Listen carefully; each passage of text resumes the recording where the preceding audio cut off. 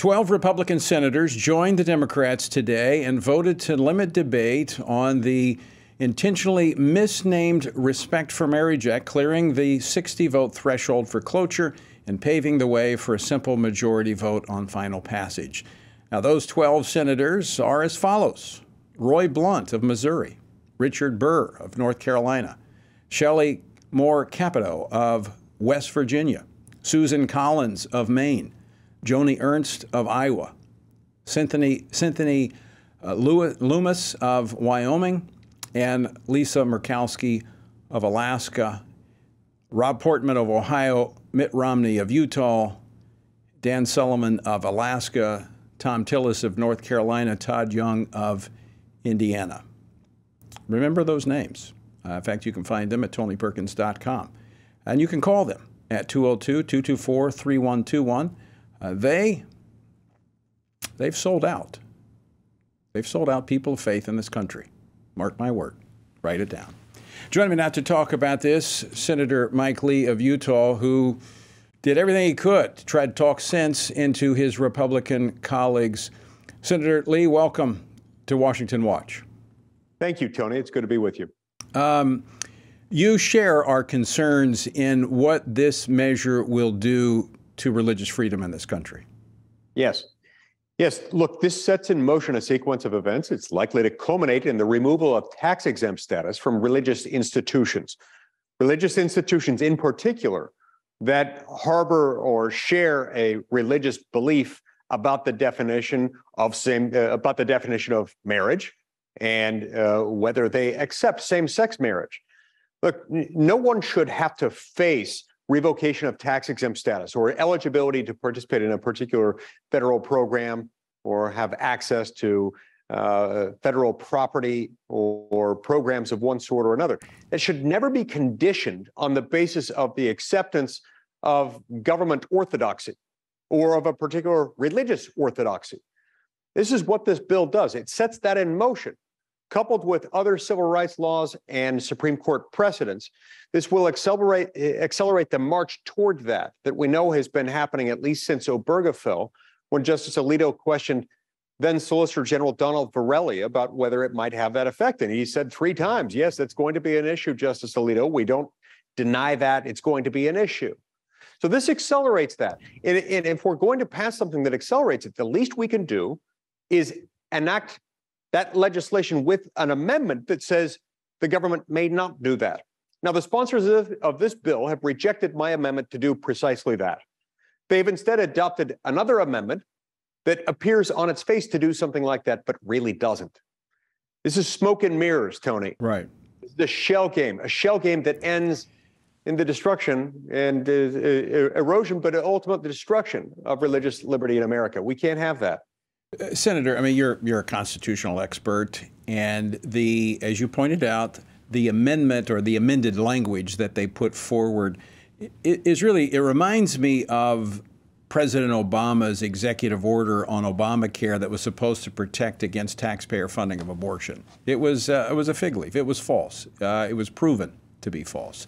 This, yes. even if it were legitimate, it is very limited in its scope in that it only deals with religious liberty for institutions as it pertains, as I read it, as it pertains to the actual act of marriage. And correct me if I'm wrong, Senator, but the First Amendment is not to institutions, it's for individuals. We all have a freedom of religion in this country. That's right. It belongs to each of us, not just to institutions.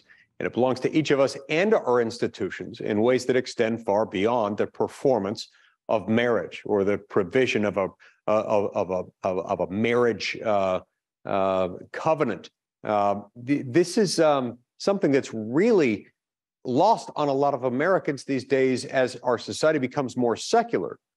People are accepting the idea that our religious liberties extend no further than the 4 corners of the church or the synagogue. And that simply isn't true. The other thing that happens is that when the will of a secular society becomes hostile to religious pluralism, to the acceptance of religious minority beliefs, everyone suffers as a result. That's exactly what's happening here.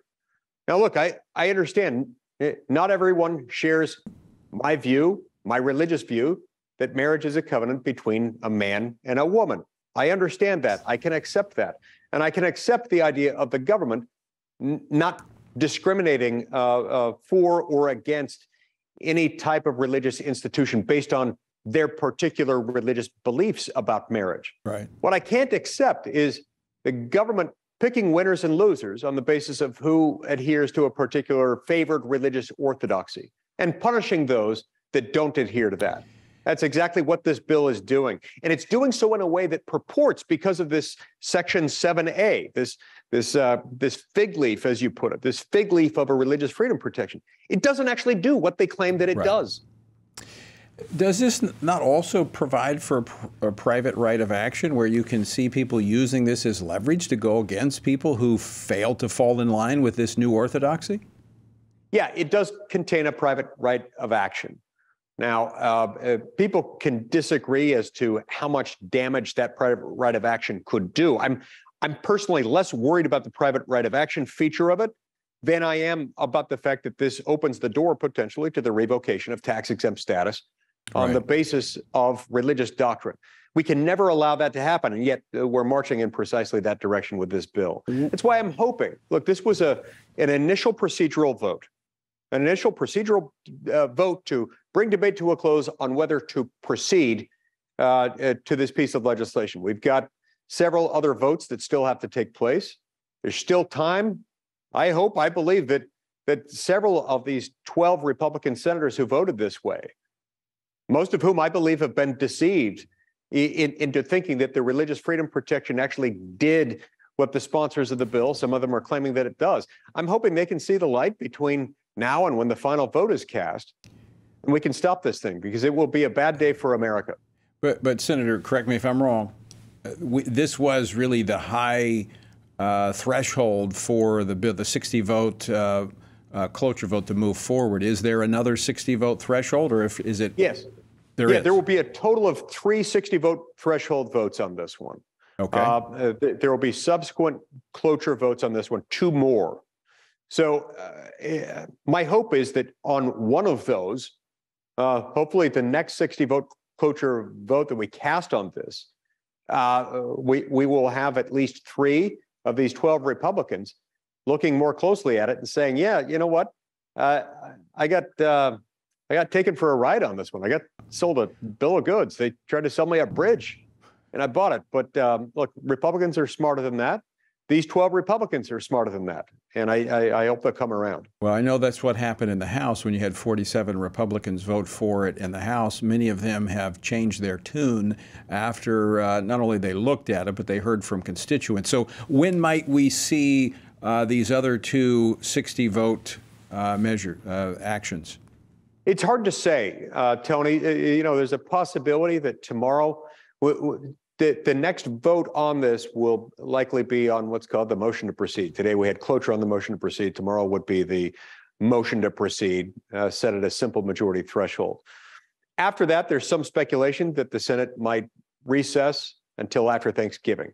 And so if that's what happens, then the 2 next 60-vote threshold votes wouldn't occur until after we return from Thanksgiving, the last week of November. So there is time and the possibility of this being stopped. There's still time. There's still a possibility of it being stopped.